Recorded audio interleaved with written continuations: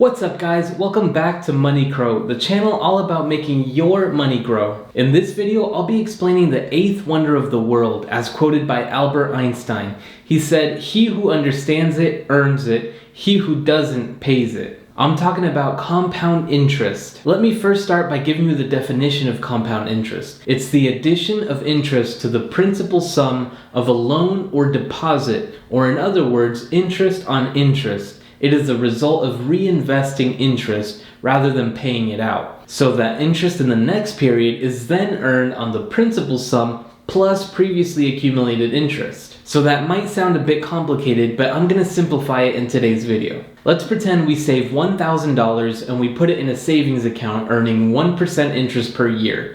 After year one, that $1,000 will become $1,010.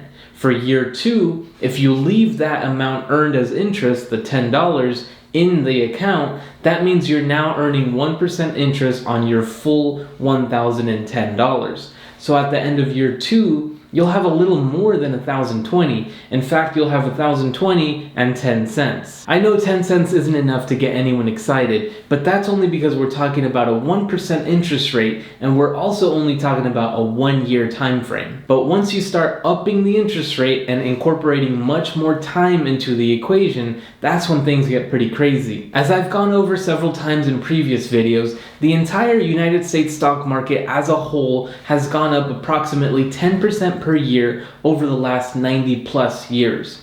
So let's use 10% for these next calculations. We take that same $1,000 and we grow it at a rate of 10% for 1 year. That leaves us with $1,100 at the end of that first year. Now year two, rather than expecting to have $1,200 at the end of that year, since we're earning interest on the initial balance as well as earning interest on the $100 that we got last year, we're getting a final value at the end of year two of $1,210. If we were only expecting 10% interest on our $1,000, that means $100 per year for 10 years. So we would expect to double our money in 10 years to $2,000. But since we're earning interest on the interest as we're growing our account, after 10 years, you're actually left with $2,593. To demonstrate the power of compound interest over a larger time frame, I want to quickly show the compounded returns of just $1,000 over 50 years with 4 different interest rates. At 1%, $1,000 grows to $1,644.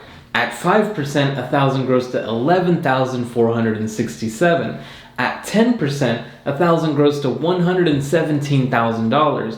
And at 20%, $1,000 grows to $9,100,000. So basically, I wanted to simulate what a relatively low-yielding, completely safe investment like a savings account would return at 1%. What a relatively safe portfolio primarily composed of bonds with some stocks mixed in would return at 5%, and what a 100% stocks portfolio would return at 10%, and what some extremely smart or arguably lucky investing would return at 20%. And before you say that 20% is impossible to get consistently over the long term, I want to agree with you that it's highly improbable, but it's not impossible. Take a look at Warren Buffett's very own Berkshire Hathaway. For 53 years, he's returned 19.1% annually, which is insanely impressive. And keep in mind, those returns I showed you are for an initial balance of $1,000 and no further contributions.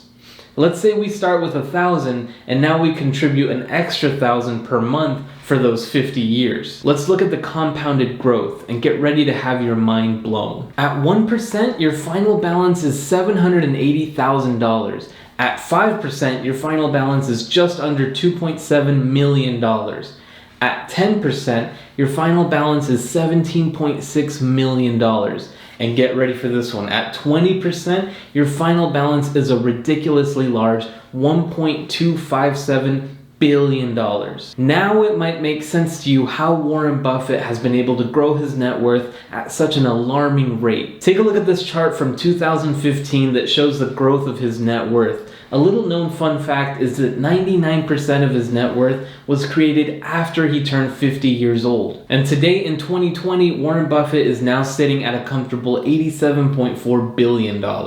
That's the power of compound interest. Before we continue, I just want to give a quick shout out to my amazing Patreon supporters. We have our standalone Crow CEO, Jorge Ledesma, and our 4 Crow investors, Prismatic, Erica, Andrew Paz, and John Harden. Thank you all so much for your continued support. If you guys want to be notified immediately after I make a trade in my $100,000 portfolio, consider supporting the channel on Patreon. I post all my trades on there, so you'll be the first to see them. Link is down in the description. Thank you guys. Another easy way to help out the channel is by clicking my 3 different referral links so we can both get free stocks and free cash. For a limited time, Webull is giving away 4 free stocks, M1 Finance is giving away $10 in cash, and Robinhood is giving away a free stock like Apple or Facebook or many others when you sign up. Links are all in the description. Thank you guys. So let's talk about how you can use compound interest to your advantage. The short answer is to start investing now. Literally today or tomorrow. Stop putting it off any longer. I want to show you how investing as early as possible will benefit you immensely. Say we have 4 different people that each want to have $1 million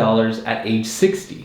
The first is 18 years old, just starting their adult life, and is now at an age where they can open their very own brokerage account. The second is 30 years old. The third is 40 years old, and the fourth is 50 years old. Let's find out how much they must invest on a monthly basis to reach their goal of $1 million by age 60. The 18-year-old only needs to invest $129 a month, which is just $4.24 per day. The 30-year-old has to invest $439 a month. The 40-year-old has to invest $1,306 a month. And the 50-year-old must invest $4,842 a month. That's $159 per day. So the 50-year-old has to invest on a daily basis what the 18-year-old has to invest on a monthly basis. Actually, a little more. So with those numbers, you can clearly see how starting earlier is the best choice of action. And if you up those contributions from just the bare minimums, you can reach your goal amount much, much quicker. But please remember, your goal does not have to be anywhere near $1 million. I highly encourage you to start as soon as possible with absolutely any amount and make additional contributions whenever you're able to. Even small amounts can grow enormously given enough time. And time is your most important ally when it comes to compound interest. And obviously, time is your most valuable resource in life. I love this quote that says, "Time is a commodity. Once spent, it's gone forever, so be conscious of how and on what you're constantly spending this treasure." Another really useful way of thinking about money that's helped me out a lot is by thinking of it in future terms. To keep it simple, treat every dollar like it's $10. If you invest $1 at 10%, in 25 years you'll have roughly $10. So it's actually a very valid way of thinking about the future value of your current money. Maybe to you, $1 doesn't seem like it's worth saving or worth worrying about if you're making a small purchase, but let's increase these numbers. If you had to buy a $5,000 car versus a $30,000 car, using this way of thinking, you're either buying a $50,000 car or a $300,000 car. That $100 you spent last weekend at a fancy restaurant was actually $1,000 in future money. In a way, by spending sometimes relatively low-sounding amounts now, you're rewarding yourself today, but potentially obstructing your growth and penalizing your future self. Even Warren Buffett allegedly struggled to buy his first house for $31,500 because he knew that it was an opportunity cost of at least $315,000. So he had to want the house at that moment more than he wanted $315,000 in about 25 years.